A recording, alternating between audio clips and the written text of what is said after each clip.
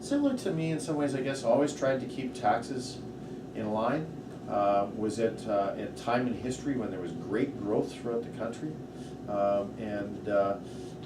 You know, the Abbotsford went from being very, very small to one of the largest, 5 largest cities in British Columbia. The industry and the change that he saw as he sat in the mayor's chair was truly remarkable. A lot of what the city is to do today is to do with not only Mayor Ferguson, but mayors of Matsqui that were also there as well, because there was 2 cities all the time. But he gets, he was the first mayor of the amalgamated cities, which makes that's a special place in history. Did he give you any special advice that you still remember until now? You learned from him a lot. Well, I've known Mayor Ferguson for a long time. What a lot of people didn't know is my mother actually used to work in City Hall. And so I got to meet Mayor Ferguson many, many times throughout my going to visit my mom. She started off actually as a receptionist in the old district of Abbotsford many, many years ago. And I think just his ability to stop, and it didn't matter whether I was just a young boy, teenager, or if it was the most important person in town. I think they all got treated the same, and I try to do that as well. Yeah, I also pretty admire him in 2 newspapers. Yeah. Yes, and in the past, I believe some mayors, like the municipal councillors, they all taken bigger role, to vote for the provincial elections and national elections. Yep. So how about you? And do you have any, for example, our Honorable Minister of International Trade? Yes, Minister Fast. Right? So yes. He was a councillor here before. He was a councillor for many years. Mayors under Mayor Ferguson. So how about your visions for yourself? Well, first off, I think it would be, I'm only in my first term as mayor. I think it would be a little presumptuous of me to say, hey, this is where I'm going, or I'm going here, or I'm going there. My goal at this particular point in my life is to become the best mayor that I possibly can. I've also learned, though, from this opportunity that I don't know what tomorrow's going to bring. I thought that I was going to be a chiropractor for the rest of my life. I'll always be a chiropractor, actually, but I didn't ever imagine that, even though when I was a child, I'd always thought I'd go into politics. I thought that once I became a chiropractor, that was it. I love this job. I can't think of another place that I would rather be right now than the mayor. You'll have to ask me that question down the road a ways, I think. If there's a way I think I can serve better at another opportunity, we'll have to see when that crosses. But I can tell you that being the mayor, I just want to be the best mayor I possibly can and serve the people of this city as best I can. And if they agree with my style, well, they will re-elect me. If they don't agree with me, well, I guess I'll go back to being a chiropractor again. But I still practice, actually, about 6 hours. 6 hours a week is all I can fit in. My practice took about a 90% hit, but that's okay. Like I say, I absolutely love what I'm doing right now. I can't think of anything else I'd rather do. Good. And when our ex-mayor, Mayor Perry, was in the position as mayor, right, and he proposed P3 project, that you know, right? So that's right. So what's your stance on this project? Well, my stance officially on it is that I did not have enough information to make an educated, informed decision. It's funny, I go back to my medical roots on this. I thought I didn't like the data that I was hearing. I didn't like the reasons that I was hearing. And there was a few unanswered questions that I had that I just was not comfortable enough to vote yes. So for me, my vote was no unless I heard better information. What I've learned since that is that the public holds water, the Canadian public holds water very dear to their hearts. There are many of those that feel that they were worried that we were setting ourselves up to export water into the United States. There are those that distrust a public a large public company running any of our major water systems. Even though, interestingly enough, here in Clearbrook, we have a private water system now. But it's more of a mom and pop type operation, so to speak. It wasn't as large as this one, and it was made from people that live and work in the community, so a little bit different. I think that since then that Abbotsford has learned how to conserve water. We've replaced about 6,000 leaks we've fixed. We've installed about 3,700 toilets that are low flush, about 1,500 washing machines that use less water. Overall, we are down over 30, I think it's 35% was the last number I heard. Consumption is down. That has extended our water system probably by 10 to 15 years minimum. And in addition to that, we are now willing to look at different ways. Instead of a big, huge mega project, we're now looking at smaller ways, which are what we call a megaliter here and a megaliter there. One of the things we're looking at is what was deemed unthinkable in the past was to take water directly out of the Fraser River. Some people think the Fraser River is dirty and polluted. It's not really that polluted. And if you take a look at other major cities, they like the Thames and the Hudson and the Seine River and the Rhine. Like all these major river systems, other cities use as a water source. We can clean and filter the water. And maybe what we do is we just do something to add up, because it's really only about 10 days that Abbotsford gets a little, got precarious in the past for water. And the real thing with the water is we need to keep a reservoir 50% full in case of a major fire. Yeah. So we're now looking at ways, maybe we just need to boost that water up for those few 10 days to stretch it out over a long period of time and give us time to look at other projects and allow the city to rebuild up its resources so we can afford a major project again. I think one of the main reasons he proposed P3 because the population in this city increased by 5 or 6% every year. So do you think by 2016 we are going to have this? No. Engineering department, because what happened is two things happened at the same time. Number one, they go back to '07 when we came close to running out of water at one particular time, and there was extenuating circumstances for that. It was a long dry spell. Now we have the message of conserving water has gone out. Yeah. So we actually started charging people for water every 2 months. People used to think it was included in their taxes. So we used to do things like in the middle of summer, brushing our teeth, leave the water run while we were brushing our teeth. Now we turn the tap off because we pay for that. We also had what was called the tiered water rates. In the summertime, there was a base rate in the winter, and then in the summertime, there was 2 more fees that went on top of that. Well, they didn't need to be there, we found out, and they were also actually they were punitive to large families. So it was based on a family of 4. So if you were a family of 8 or more, you ended up having to pay in the highest rate and could do nothing about it. Yeah, I thought it was unfair. So now, though, that message has been driven home that water is precious, you pay for it. It's like electricity. We don't leave the lights on anymore, and actually lights cost a lot less than water does. So we're actually turning our waters off. We're looking at people are using rainwater collecting systems to water their gardens. It's actually a better water than watering out of the tap. If you can get rainwater, it's actually better for your plants that way. So that we're doing many, many things which are going to extend that need for a big system for many, many years. Engineering says we're safe, like I said, way past 2016, probably for another 10 to 15 years past that before we even need to worry about it. We're down 33%. That's huge. That's good. And it was those 10 days, those 10 days where the water was at a risk of running low. So most of the time, like here in the wintertime, we have all the water we need. Yeah. It was only in that summertime, in that hot June and July, when everybody was using sprinklers and everything else all at the same time, that we were worried.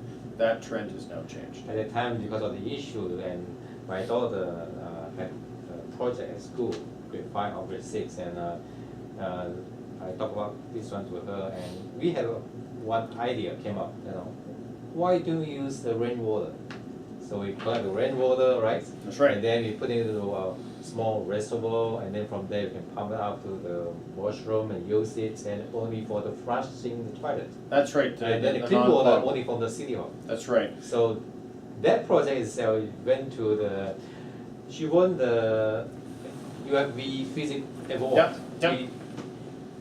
Because of the idea. So I think, as I think you're right. Just sometimes you can save from here and there, and minor project could save a lot, huge. Like as you say, 35% is a lot. 35%. That's just what people are turning less of. You also turn on rainwater as well. There are many things, and some of the best rainwater harvesting systems. We have Bar Plastics here in Abbotsford, a little local Abbotsford company. I'll give them a plug. We actually installed rainwater collecting system at our entertainment and sports center. As a result, we have some of the best ice, I've been told, in the world by those that play hockey. It's better ice because it doesn't have the chemicals. It's cleaner, purer water, so it makes it better ice. And they put it in the boiler room, and the heat that they're going to save, because when they put it in the Zamboni to redo the ice, they don't have to heat the water. It's already preheated because the water's warm when it goes on, which is what you need to melt the surface and come up with a new flat surface between periods. So there's many things we can do to save water. And as we go through this, we'll encourage people to do that. Water is going to become a very precious resource in the next 20 or 30 years worldwide. And Abbotsford is sitting where we have an abundance of it. It comes out of the skies every winter. It's just a matter of missions, chilibags, Yeah. And Mayor Ferguson mentioned about his proposal actually on July 4th. I remember this year. He talked to the reporter, right? His proposal actually is to take the water from Chilliwack. Chilliwack Lake. Your lake. Yep, that's because of high hill, right? So it's when gravity you go fed. down, gravity fed, and you don't need to have any pumps. Right? Not only can you do that, you'd also be able to generate some electricity from that with turbines in there. The problem with that, or the challenge, is how far away it is you have to run the pipe, and whether or not that will be and down through the valley floor.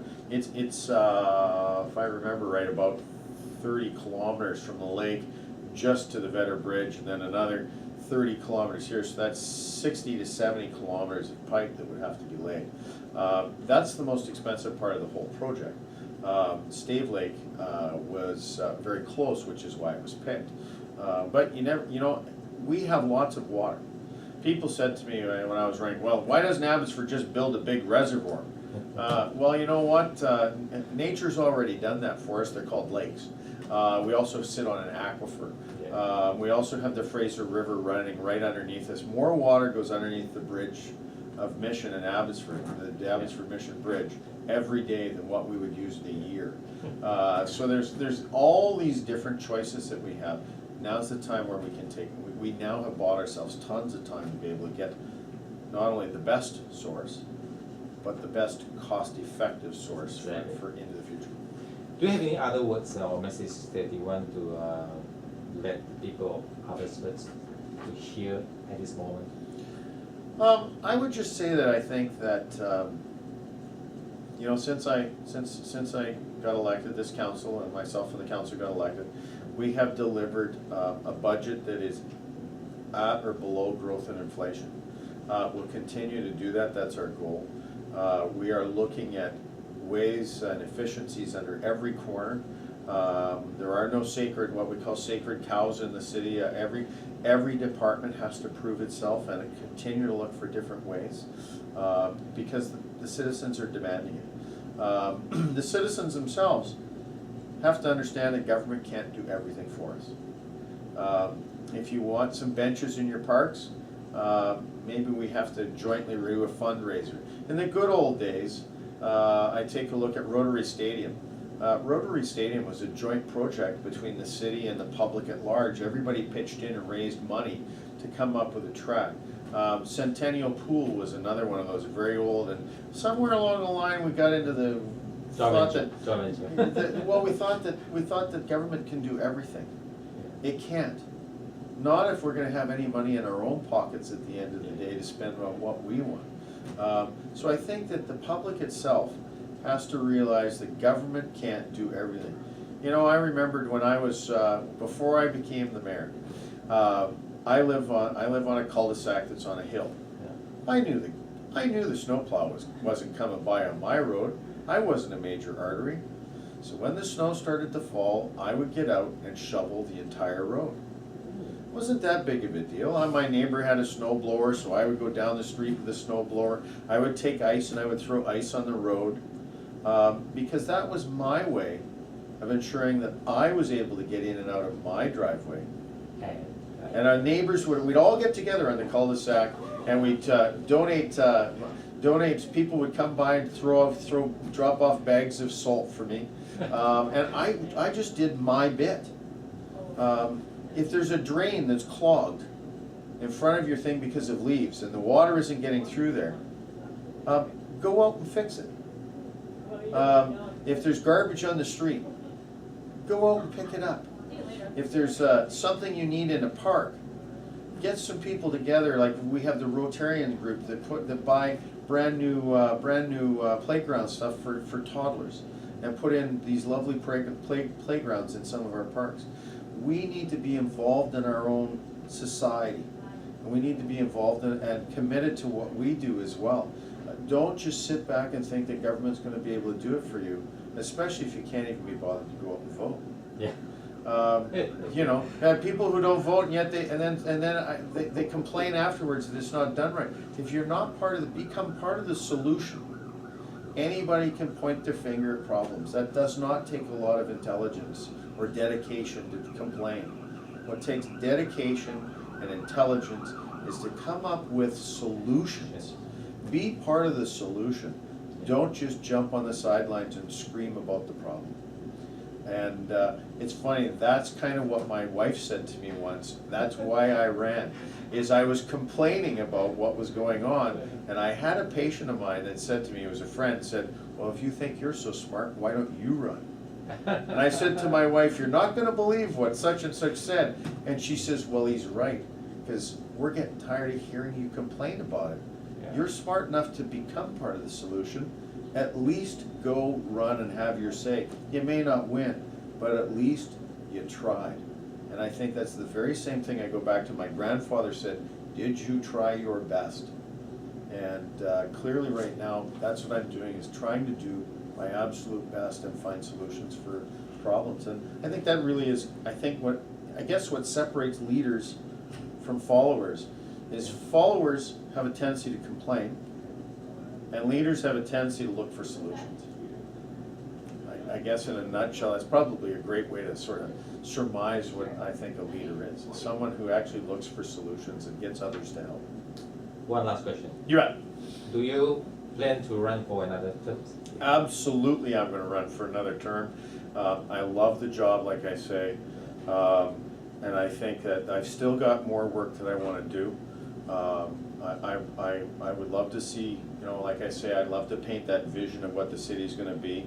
We're going through an official community plan, which is basically painting the picture of where we think the growth and how the city should look. I would encourage the public to get involved with that, and I would love to streamline our systems so that we can actually do that and build it well into the future and provide this beautiful city for generations to come. So I'd like to be part of that. I don't necessarily want to build a big building or a big project. Mine is much more simpler than that. I want to see, you know, for instance, South Fraser Way become the most beautiful, vibrant street in Canada. And airport. And which? Airport. Or airport. And the airport, yeah, absolutely. The airport is a huge. Well, here's the things that Abbotsford have that we forget about. We have the airport, which is a jewel. It's an international airport. It's going to continue to grow. Some of the most best jobs we have are aerospace technology right there. Cascade Aerospace is an example of that. Conair would be another one. There's so many. We have a hospital with a cancer center in it. We have, one of the things people look for is great health care in a city. We have a university. There are so many cities in the world that would give their right arm to be able to have what we have. We have a strong agricultural sector, which is a fantastic base. It means that we're always going to be able to feed ourselves. We live in one of the most beautiful regions in the world, period. It is just breathtakingly beautiful. And we have a very low crime rate. Yeah. We have our location, it's location, location, location. How close we are to the United States. We're a portal going into the rest of Canada. We're near a big, huge major port. Vancouver is a huge port. The natural resources that we have here, I believe this is Abbotsford time for the next 50, 100 years. This particular region is one of the most desirable places in Canada to live, and it will always be that way based on our weather. We need to expand upon that and continue to work with that.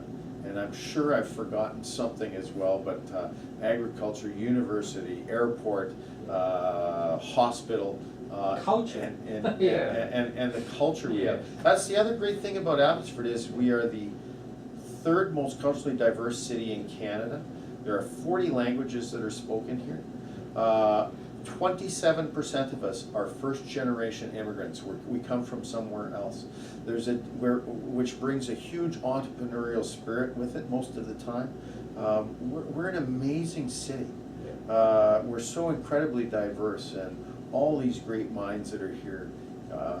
It's just the most productive farmland in Canada. Yeah, exactly. It's an amazing place to be. It's a great city, and sometimes when you live in a city, you don't see, you take stuff for granted.